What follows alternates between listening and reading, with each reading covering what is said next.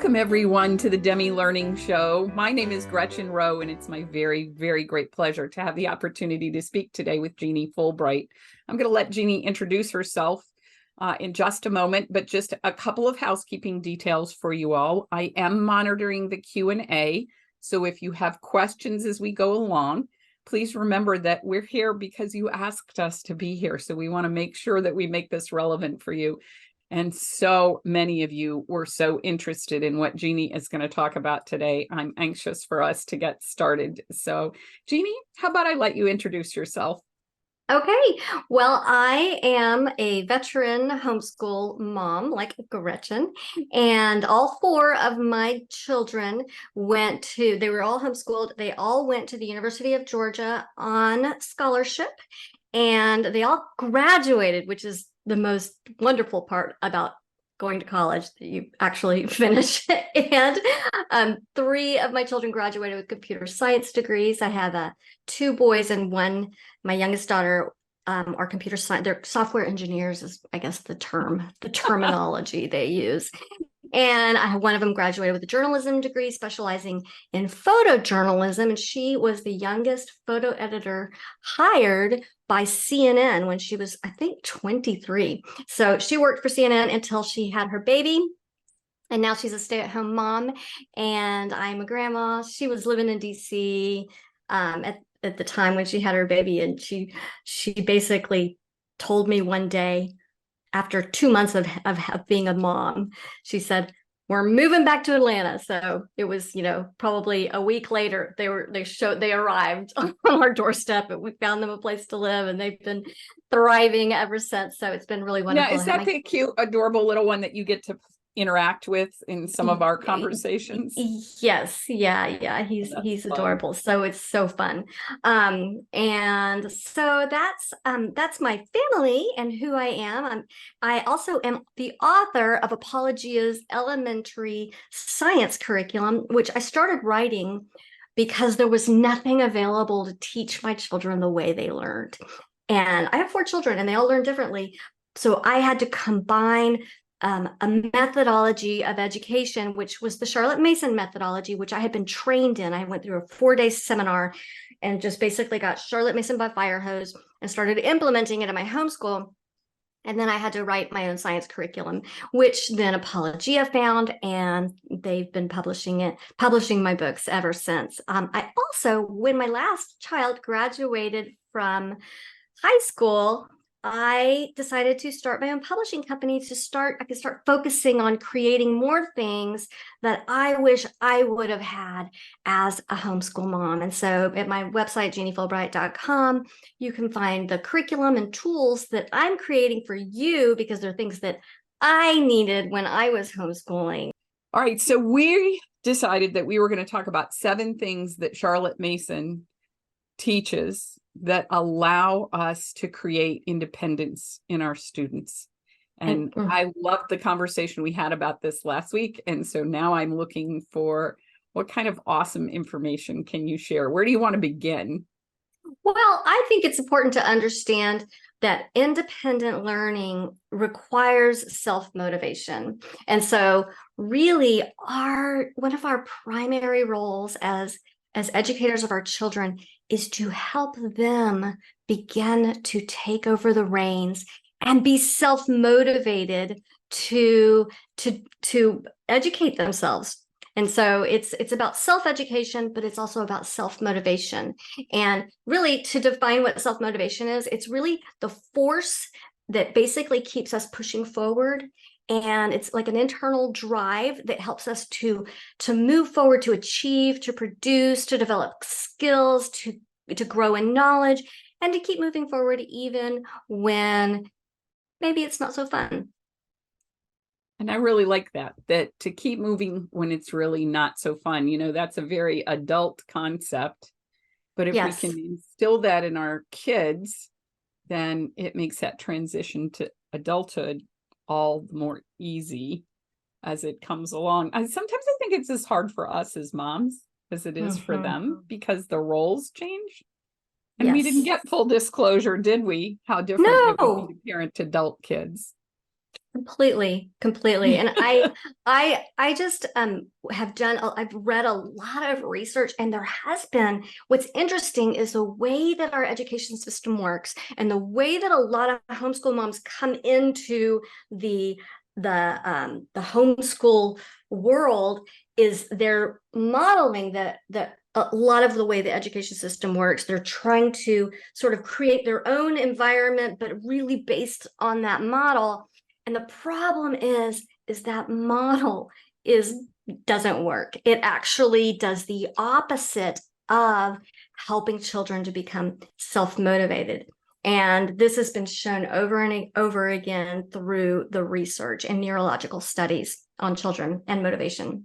I thought it was interesting when we spoke last week that you said that children are born with an internal drive, but that is often driven out of them by the age of 7. Can you talk a little more about that? Yeah, so this research comes from a author and researcher, William Strickford, and he wrote a book called The Self-Driven Child. He speaks around the country on helping parents get their teen motivated. And he's not speaking to homeschoolers. So we actually, as homeschoolers, have a better opportunity to help our children meet this need, this need to continue their innate desire for motivation. But the research shows that all children, well, not all, but most all children have a innate natural curiosity. And you see this when you see your 4-year-old asking questions. Why is this? Why, when they're asking why the lights change at the intersection, they want to know because they care. And guess what? Children have a natural curiosity, a natural innate desire to know because they care. And they found through the research that this natural desire to learn, this natural self-motivation is what it is. It completely drops off after the age of 7. And what's been happening since the age of 7, and William Strickford believes that through the research, through a lot of neurological studies and data, that it's because of children do not have autonomy. And autonomy, he says, is built, this is what he says, autonomy is built into our wiring in the same way as hunger or thirst. When we lack this basic need, we experience decreased motivation, or the motivation that we have becomes fear-based, where we say, oh, I'd better do this or else. And William Strickford maintains that you cannot become a self-driven person if you don't have a sense that your life is your own. And the entire way that they have structured the education system, and it wasn't always this way. This started in the early 1900s, 1910, around when the industrialists needed workers for their factories. They structured a school system which would train children to be good workers in their factories. And it was not designed to allow children to have autonomy in the gaining of knowledge. And essentially, when adults are fully in charge of a child's life and their education and every aspect of their life and their schedule, from morning till afternoon plus evening with all the homework they have, actually what happens is their internal motivation, their innate natural internal motivation system is stymied. And so I find that so interesting, but it makes such logical sense. I have vivid memories of 2 of my daughters. The first full sentence that came flying out of their mouths were, I do it myself. Mm-hmm. You know, and they were probably 2. And so instilling that or reconnecting with that in our children will be tremendously important. So yeah. And I think we have to become convinced. And some of the convincing evidence is that their neurological research shows why autonomy is important. They found that when a person has a healthy sense of control over their lives, over their schedule, over their decisions, over their choices, over what's going on in their life, that their prefrontal cortex is in charge and the amygdala is subordinate. And the prefrontal cortex is where you have your wise thinking, your decision making, your right, your just right, essentially correct thinking, logical thinking. That's in charge when you're in control of your lives. And they found that when people lose control over their lives and their education and their decisions, that somebody else is in charge of everything, that what happens is the amygdala comes into control, and the prefrontal cortex becomes subordinate. And when the amygdala, which is our threat detection system, becomes in control, we begin to feel anxious, we begin to feel overwhelmed, we get discouraged, and we get unmotivated. And that's what happens to children when we are totally in control of every aspect of their education. And Charlotte Mason taught this, and it's such an important thing for us to embrace, to believe, to work on releasing that need to be in absolute control. And in the list that you gave me, you referred to that as being able to engage in, let me see that I get this right, wise passiveness. Yes, because that was fascinating to me. I probably has to put German girl fast not to passive, Beweis, yeah. But how does a parent do that actively to? Well, we talk about how much our children need to learn discipline, and we would like them to be more disciplined. But the fact is we need to discipline ourselves. We need to train ourselves in wise parenting. And one of those aspects is choosing to cultivate this wise passiveness. And Charlotte Mason says, wise passiveness is the ability and the desire to intervene, but choosing to refrain from interference, even if it would help fix a problem or make our children's lives easier or get things done or cause less less consequences for our children. We don't want our children to experience consequences.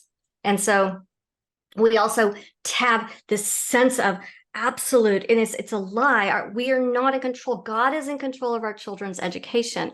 But what happens when we believe that it's all up to us, then we become what Charlotte Mason calls the fussy parent. Now, the fussy parent is opposed to the serene parent. And here are some of the things that a fussy parent will be found doing on a regular basis. They'll constantly be redirecting their children's attention, constantly reminding them, lecturing them, moralizing over everything that's going on, hovering over everything they're supposed to be doing, mediating in every situation, over-explaining, telling, and worrying. And that's the fussy parent. And Charlotte Mason believes we should be the serene parent. She calls it like the Madonna, wisely passive, believing God's in control, knowing God has a plan and purpose for our children's lives, and that enables us to not have to fix everything, not have to be constantly hovering over them, to not be fussy, to be more serene and faith-filled in their homeschooling, in their lives. Rhonda asks an interesting question that is a part of what you are saying here. So she says, so if you're not directing their education, how do you get them to do the important work? And I think that's a really interesting question. So it's not that you have not given them. One of the things I do recommend is that you allow children to have some choices in curriculum and what they're learning in some aspects of it, because that's really important for autonomy. That's really important for education.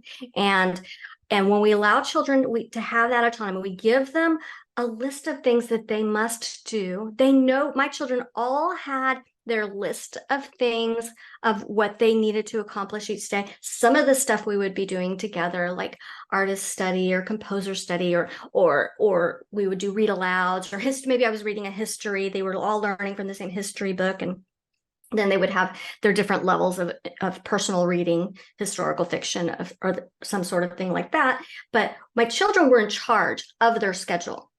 I did not want my children. I learned this really early on, because I couldn't have my children coming to me every 20 minutes and saying, okay, I finished my spelling.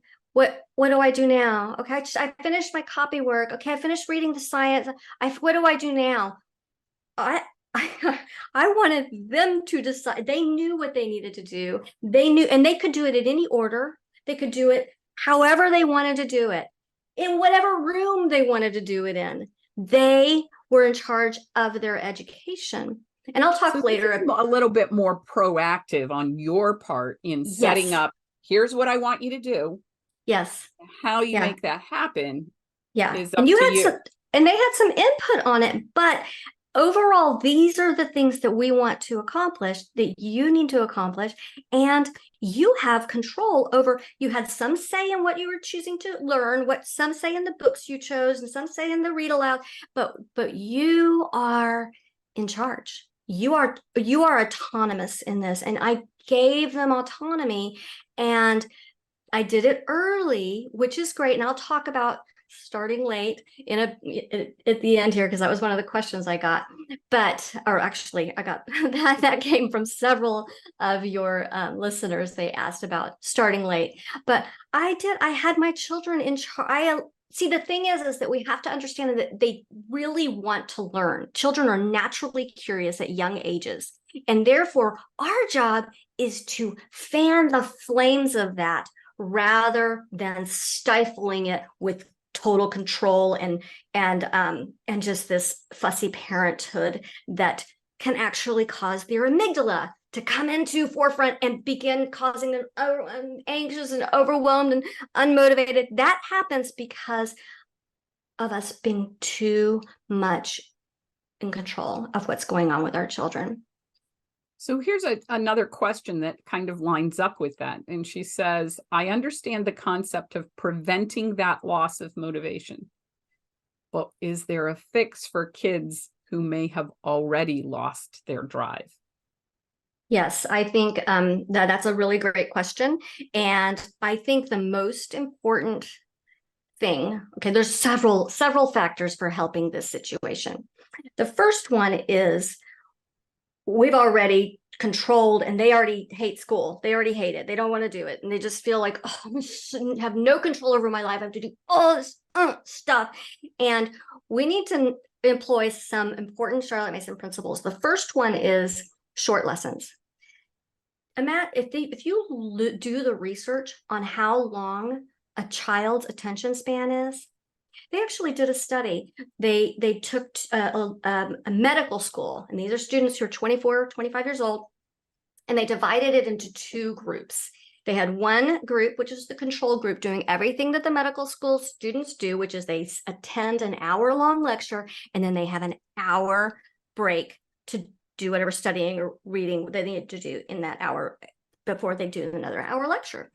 The second group, they actually divided it up into 30-minute lectures and 30-minute breaks. So they got the same content throughout the day, but it was broken up into 30-minute segments. The kids who at the end of the year, the kids who had 30-minute lectures, they outperformed statistically significantly the kids who had the hour lecture. And these are medical students.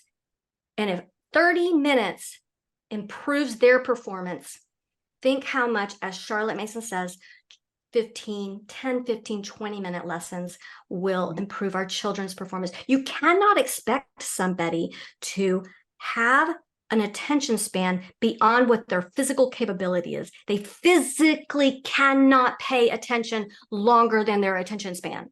So I know there's going to be those parents in the audience who are thinking, yes, Jeannie, but I have a lesson here that requires an hour to complete. So Then, what is your advice? Because I know what it's going to be. But you know what it's going to be.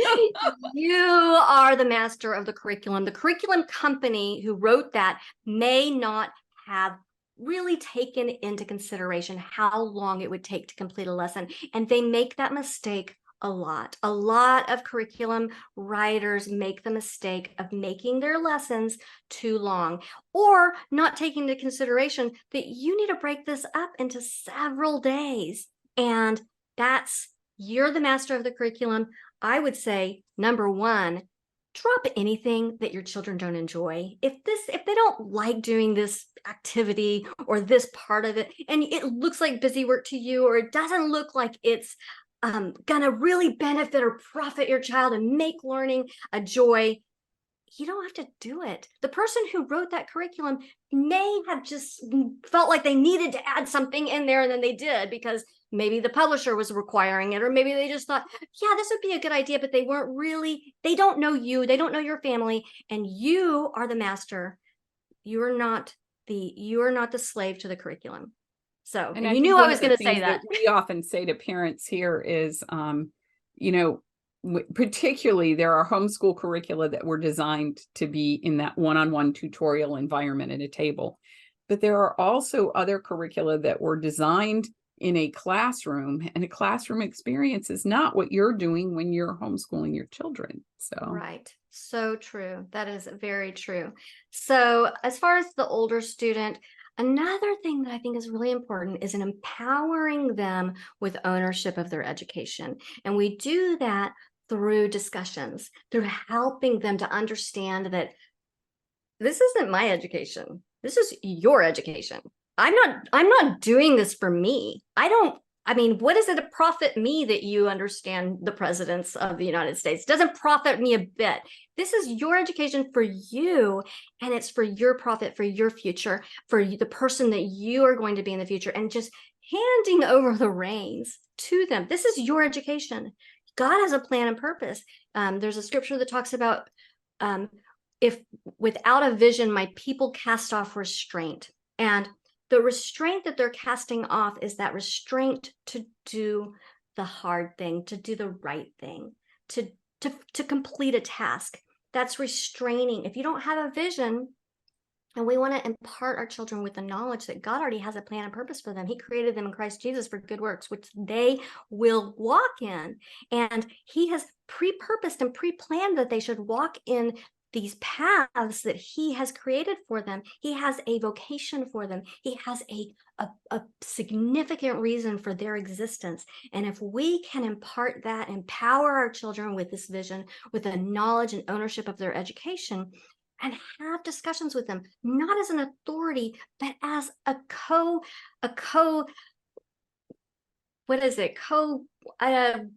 journeyman on this life. We're all in this together. We're learning. I'm new at this homeschooling thing. This is a career I didn't necessarily plan, and here I am. I'm learning along with you how to help you become the best that you can be, and just having that conversation. And I just want you to love it. I want you to want to do it. And so how can I help you to take ownership of your education, to be motivated to complete your tasks?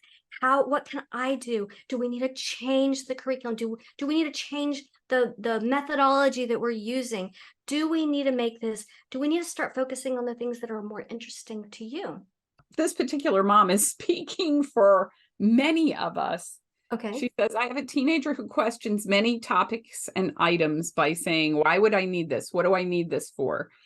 And she says, if I allowed her to do what interests her, it would be arts all day, every day. And I understand, I had that child too. That was one of mine. But what is your advice to that mom? I know what my advice would have been, but I know it's different given your background with Charlotte Mason. What would be your advice to her? Well, I would say that you can, especially if she's a teenager, tailor her curriculum to grow and strengthen her strengths and interests, because those are God-given. That is God-given. Her history should include the arts.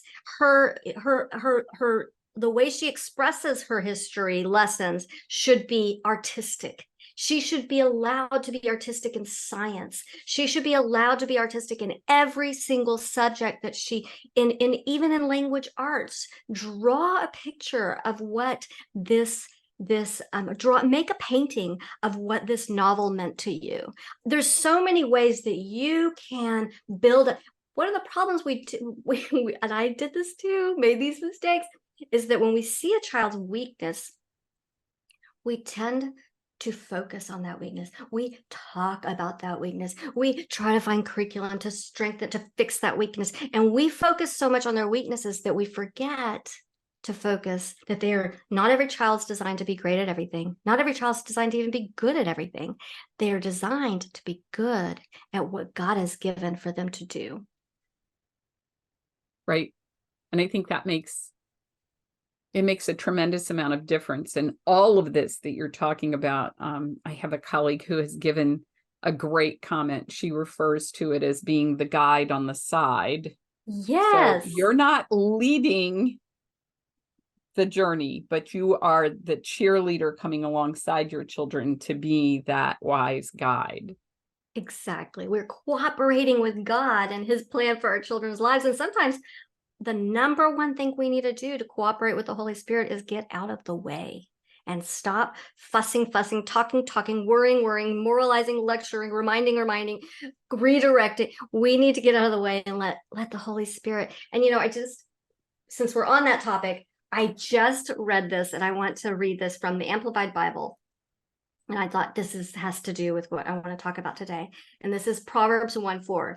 It says, he talks about why we're writing this proverb. It says that prudence may be given to the simple, and knowledge, discretion, and discernment to the youth. The wise also will hear and increase in learning, and the person of understanding will acquire skill and attain to sound counsel so that he may be able to steer his course rightly.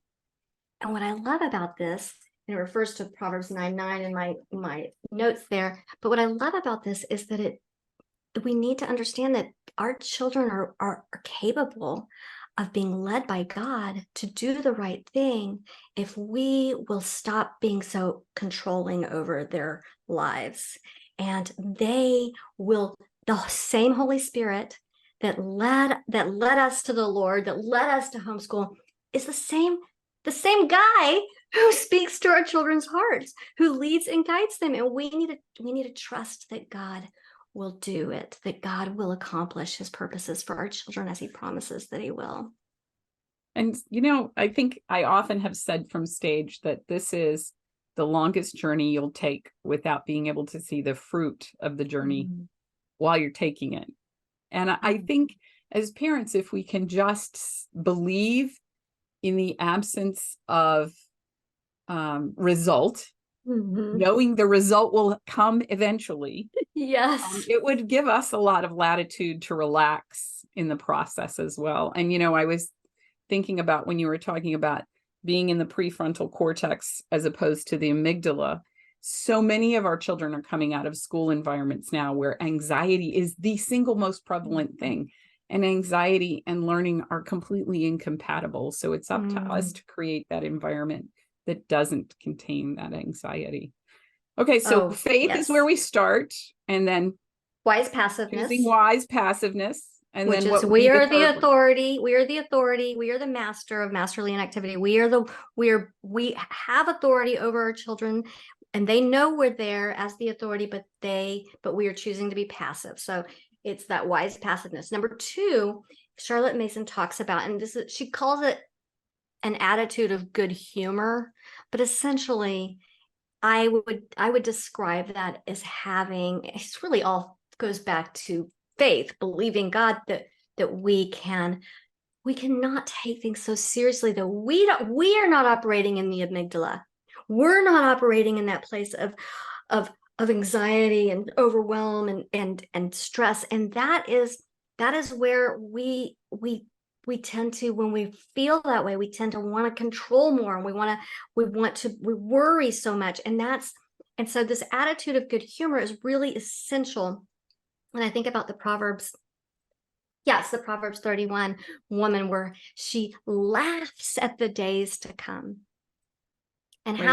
How can you laugh at the days to come? Just like you were saying, we have to believe that that this process is gonna work, and we don't see the results, but we have faith so much that we can laugh at the days to come.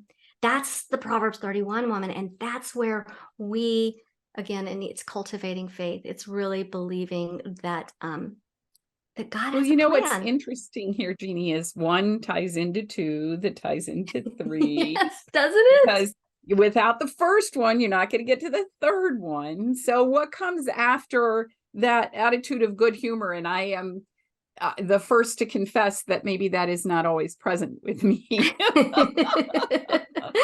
So the attitude, after the attitude of good humor, and this again, this like all ties in, and this is all extracted from the Charlotte Mason original homeschooling series.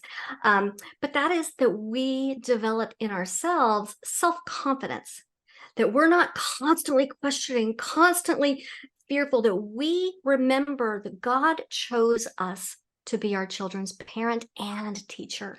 He, before the foundations of the earth, every day of your life was written in the book before one of them came to be. So before the foundations of the earth, God chose you for this role. And so we need to not entertain fears and doubts. Fear is the enemy of faith. And we must have faith that God's purposes for our children will prevail. The Bible says every day, I mentioned every day was written in the book before one of them came to be. God already knows your children's paths and their future. We need to not let our mind go into that fear and sliding off that slippery slope of I remember this happened to me when my son, who has a lot of learning disabilities, and he's brilliant and has an incredible job now as a software engineer. I mean, he's incredible. He was always on the dean's list in the University of Georgia, and not always, but mostly, usually. And he was struggling so much. He couldn't read until he was, I would say, maybe 11. He couldn't spell for the life of him. And I remember getting really worked up with his weaknesses and forgetting that God has a reason and a plan that he created his brain the way he did, and having faith that God was going to do all his will in his life, and truly handing him over to the Lord and just believing that God's in control, and I have been given this job, and remembering that God is going to empower me. He is going to work through me. I can have confidence in that because his grace is sufficient. His power is made perfect in weakness. And this is something we need as homeschool moms to remember. God's power is made perfect in our weakness. And guess what? We're all weak. We all have one weakness or another, or 20 or 30, but that's great because God's power works in our weaknesses. When we're strong and we're totally in control, guess what? We limit God's power in our lives. So rejoice in your weaknesses. Rejoice because God is able to work through them and help and cause your children to walk the paths that he wants them to walk, because we are weak and dependent on him. So when we were talking about this last week, talking about that active passivity, and you were talking about a child struggling with an answer to something, can you walk through what that scenario looks like again? Because as a parent, it's really, it's more work for us to figure out how not to provide the answer than just out of expediency or exasperation to say, well, here's your answer to that. Okay. So yes. Because so I'm gonna give is to be able to ask the student some pertinent questions without revealing the answer. Yeah, just to lead them and guide them in the direction they should take, and ask questions. And this is kind of a coaching model, a life coaching model, is that you are asking them questions rather than providing the answer. So why do you think that works the way? Where can you find the answer to that? What would you do? What would you search to find the answer? Who would know this information? Who could you talk to that has this information? I remember, so here's the problem with us parents, is we just want our children to be successful. And a lot of times their success is not their success, it's our success. We've done it for them. So I'll give an example of when my son, the first science fair he entered, I was totally in charge. I was in charge of everything. I was showing him, I was giving him, I was explaining to him. We were doing the experiments together, and I was writing down the data and the lab results and all of these things. I was doing it kind of for him. He's in second grade now, and this is the child that couldn't read, but he had the ability to get knowledge for himself. Yet I was not allowing him to do that because I was so excited about the science fair, and I helped him create the poster, and I printed up everything. I just basically did the whole thing for him, and he got a silver medal. and he wasn't proud of it. Do you know why? Because he didn't do it himself. And after that, I realized, like, well, aren't you so happy? It's like, yeah, I don't really care. It wasn't his work. We want our children to develop self-confidence in themselves, and that is actually number 5 is have confidence in your children and allow your children to develop self-confidence. And the way we do that is by allowing them to make mistakes, to problem solve, to have failures, and to help them if we realize there's something they could do to fix it. But instead of fixing it, to asking questions, to guiding them and leading them. Where could you find the answer to that? What do you think? Where do you think maybe the internet has pictures of what other people's posters look like? Why don't you create your own poster? And you know what? It's not going to be as beautiful as your poster, but that's okay. It's something that they will have confidence in. They will have developed self-confidence in Jeannie, doing things for here's an themselves. observation from a mom that I think is something that's important for us to address. She says the conundrum is that when I allow them to pursue their interests fully, they have come back to me saying they're embarrassed. They didn't know something like how to calculate or spell something and blamed me for not making them learn those things and prepare them. So that's where my fear entered. And that made me become more in control. And I can see this from both sides, from mom's perspective of, well, you're not going to say I didn't do my job. But by the same token, that job is really your child's job. So how would you answer this, Mom? Because I think it's a really good observation. Yeah, I think the problem is, one of the bigger problems here is that we don't want our children, we don't want to fail our children. And the fact is that your child, when they realize they didn't know how to calculate something, suddenly they want to learn math.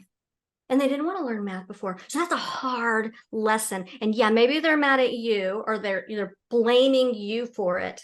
But the fact is that they were the ones that were not pursuing their math education with a fervor, and were not moving forward in math. And now guess what? They want to learn math. This is a hard lesson that children need to learn in order to become self-driven. And the self-drivenness is something that it's a long process to train a child, but through these failures and mistakes, they actually learn important lessons that they're going to take into adulthood and life. And it's more important that they have these hard experiences as children than it is for them to have everything taken care of, and then they have those hard experiences as adults. Right. And I think as well, I often have said this to my teenagers: you don't have to attend every argument you're invited to. So, when your children say, well, I didn't know how to do this and you didn't teach me, well, apologize. I'm sorry. Capacity. I'm so sorry that we missed that lesson. How are you going to resolve it? Might be a great way to address this is your education. I'm just doing the best that I can. Can you take some leadership in this education? Can you maybe make some choices on extra reading you want to do or extra learning you want to do? Watch some videos on YouTube on how to do these calculations. Just take a little ownership. Yes. Yeah, exactly. Empowering them with ownership of that education is such a hard thing to do, but it is vital for the adults they will become. And I'm telling you from a mother with young adults, and all of them graduated from college, and how important it is for them in pursuing their careers, in getting jobs and keeping their jobs, in everything that they do in life is part of it. It comes out of the hard lesson. We don't learn as much when we're successful. We actually learn a lot more when we've made some mistakes. Well, that's what we tell everyone here about math work. It's the learning happens in what you get wrong and correct, not in what you get right off the bat. So and I'm just gonna confess that I was not always great at this. I'm telling you what I know to be true based on the research and what I've seen in my own children. But there were times when I failed at this completely and utterly and got totally in control and became crazy mama and yelling and doing all the stuff. I did all the stuff, but I learned how not to do it. I saw the results of being in control, and it was never a happy time in our homeschool years when I was totally in control. It was always so much better when my children had autonomy and I was not stressed and I had self-confidence and I had confidence in them that they were going to do the work. And that's another thing, is really believing in your children. And that's number 5, is confidence in your children. And one of the things that we need to remember is that when you're constantly correcting your children, you're conveying a lack of faith in them. You're showing them that you don't believe them, that you don't think that they're gonna, that they can do it. And we need to be speaking positive, faith-filled words to and about our children. And we don't need to be constantly checking up on their veracity, whether they're telling the truth or not. We need to show them that we believe they are telling the truth. If your child says, I brushed my teeth, we don't need to say, okay, come here, let me smell your breath. Because that's showing a lack of confidence in your child. You believe they're a liar. And children live up to the labels you give them.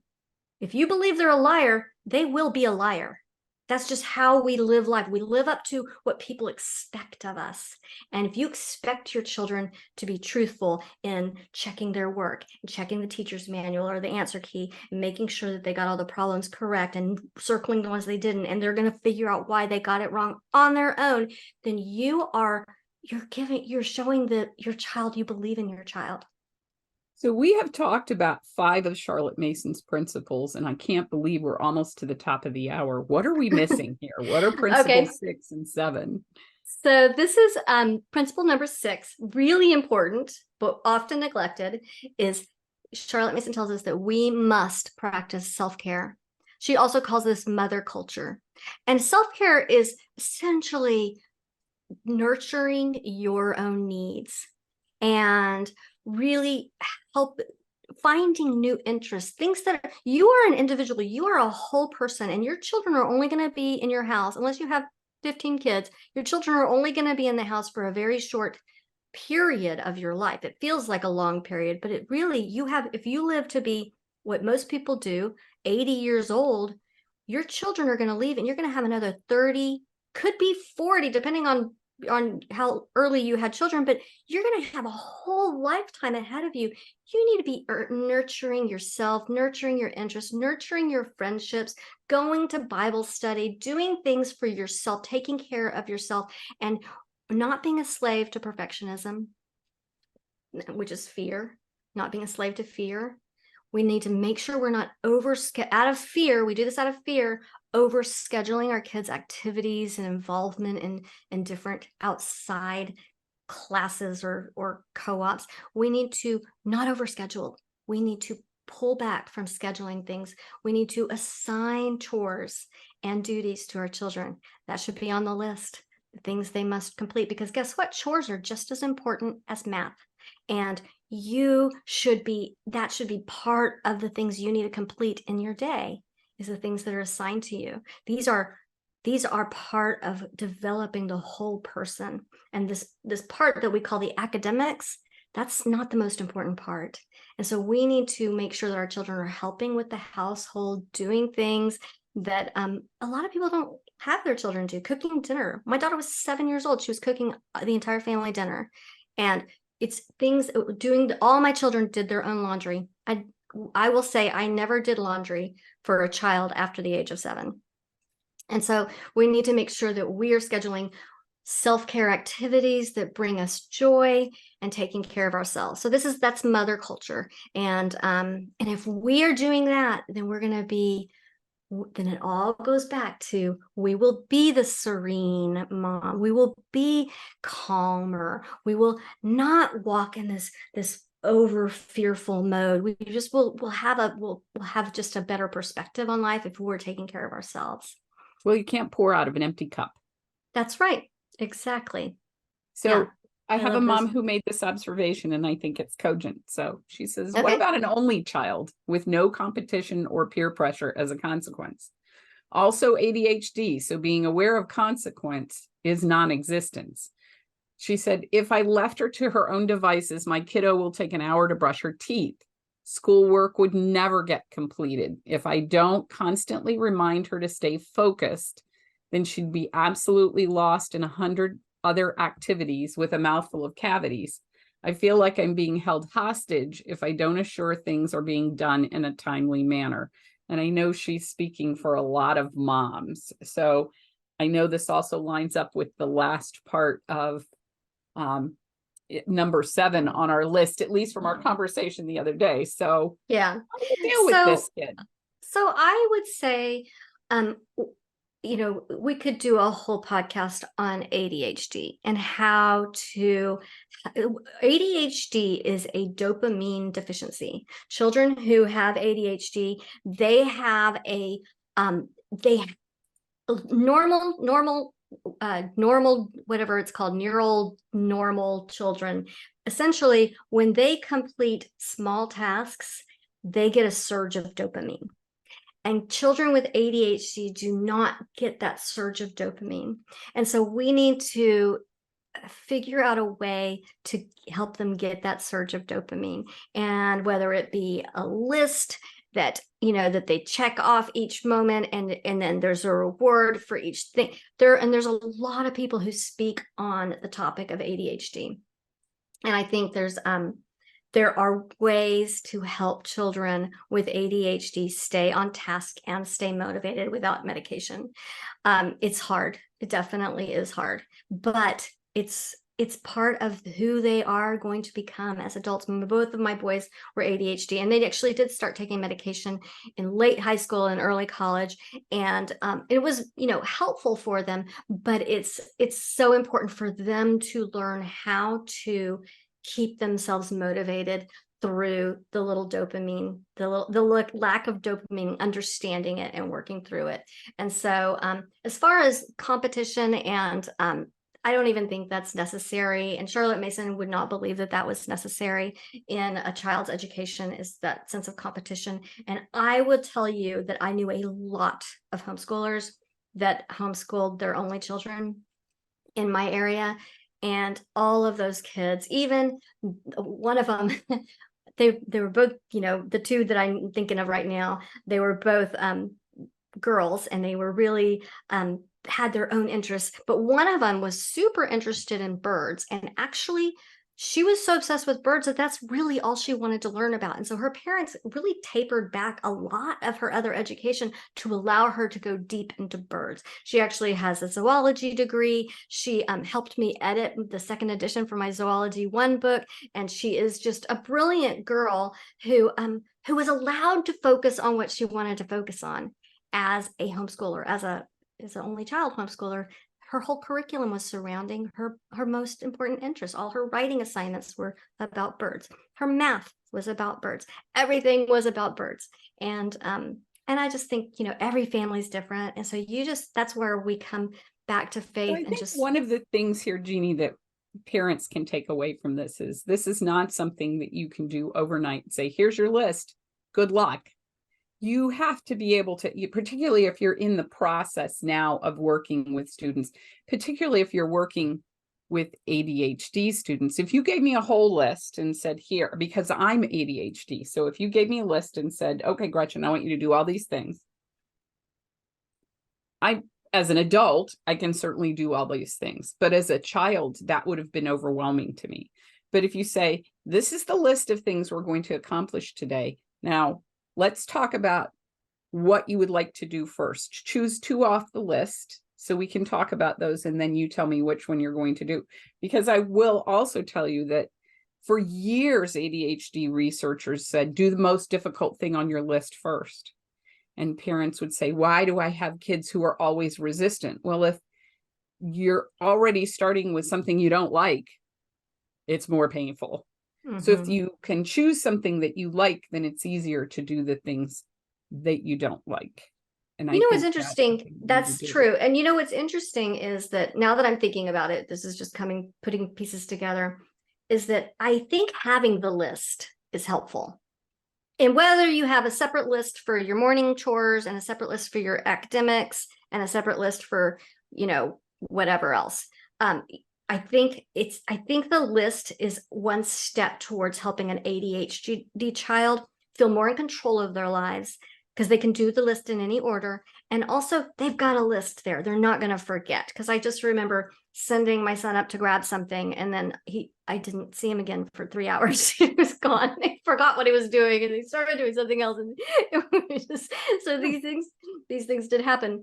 But yeah, I do think ADHD is there's more. I think it's more of a epidemic than it ever was. And I do also have ADHD, and I think that it's helped me in many ways to accomplish a lot of things, but I have had to train myself in don't start another task until you finish this, because if you start another task, you are never going back to this. And this is true for books I'm writing or whatever it is. If I don't finish this thing and I start this other thing that I have this great idea about, then I'm not going to have what it takes to finish the drudgery part of the other, which there's a lot that goes into that. So Jeannie, I've got 2 parents who want to know, what's the 7th thing? Okay, the 7th thing is Charlotte Mason says that we should allow children, and this is all ties together. We've already talked about this, but this was actually listed in the original homeschooling series.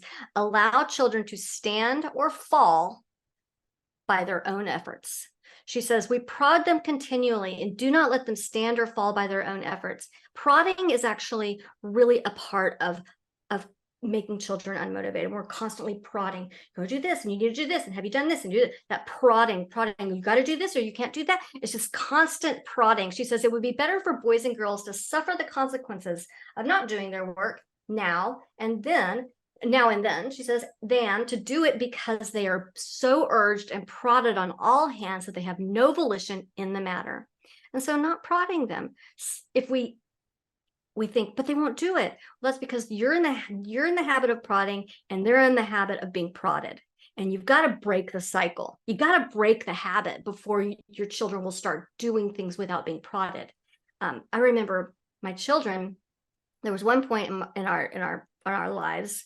It was just this little pocket of time when I realized that my husband and I were yelling at the kids. We were yelling at them all the time. And I did not, I mean, when I had kids, I was like, I'm not going to yell. I grew up in a yelling family. So I'm like, I'm not going to yell at my children. I'm not going to be a yeller. We're not going to be. And we found out that we were yellers. And I thought, okay, we got to figure out a solution to this. I do not want to be a yeller. And I realized that the reason that we were yellers is because our children wouldn't do what we said. And so then we would say it loudly, more sternly, and they would do it.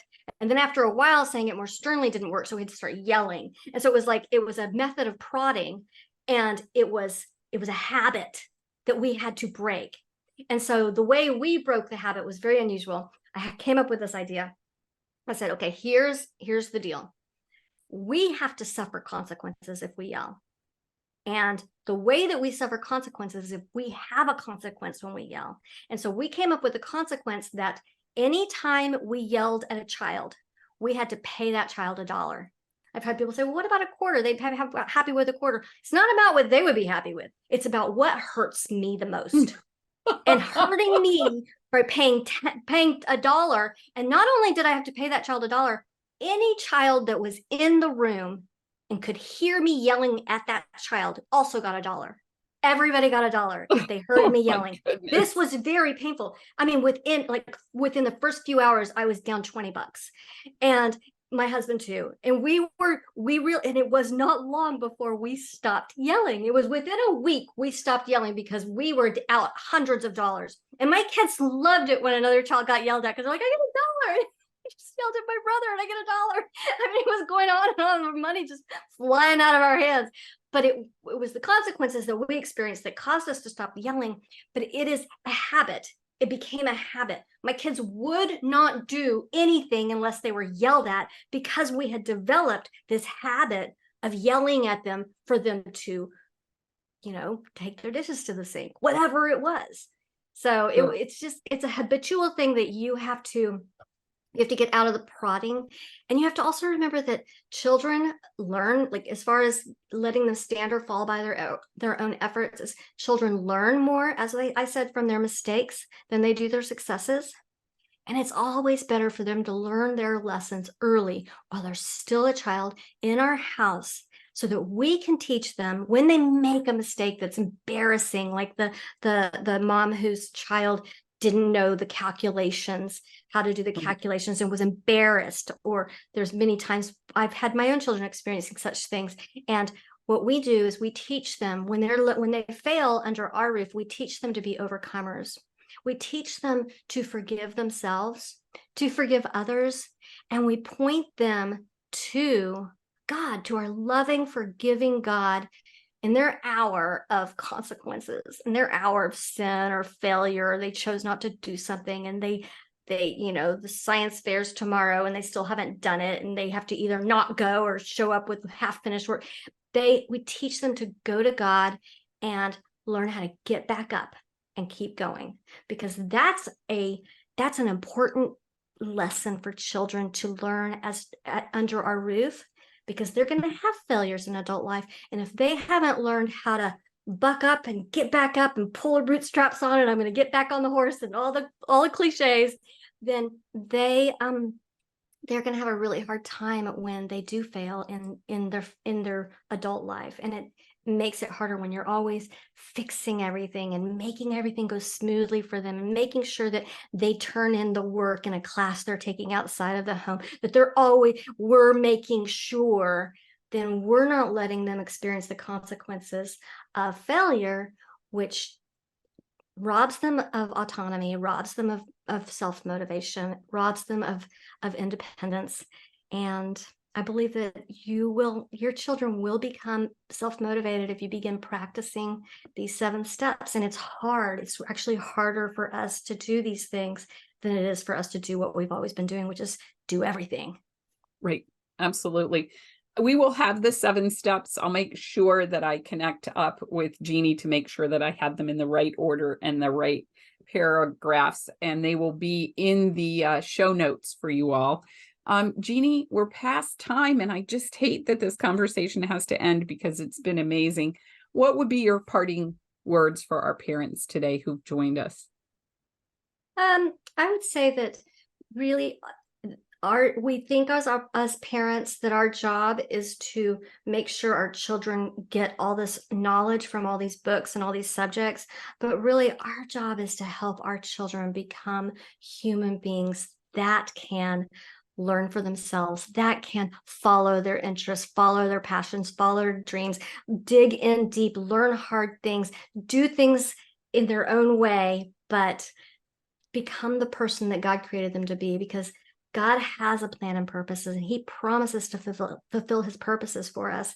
And so we can trust God that he's going to do it, and that our primary job is leading our children into a relationship with God, to be dependent on him, and to help them to learn how to learn for themselves. It's not the acquisition of all this knowledge. It's not check boxes on all getting everything done, but it's teaching them how to learn for themselves and to become the people that God created them to be. Absolutely. Absolutely. Jeannie, thank you so much for taking an hour out of your very busy schedule. I've had several moms say here that they would like us to continue the discussion sometime. So you and I will have to collaborate on where we might go with that. Thank you all for joining us today for the Demme Learning Show. This is Gretchen Rowe, and I'm just speechless. Jeannie has shared with us information that I think is so important and effective for you as a parent.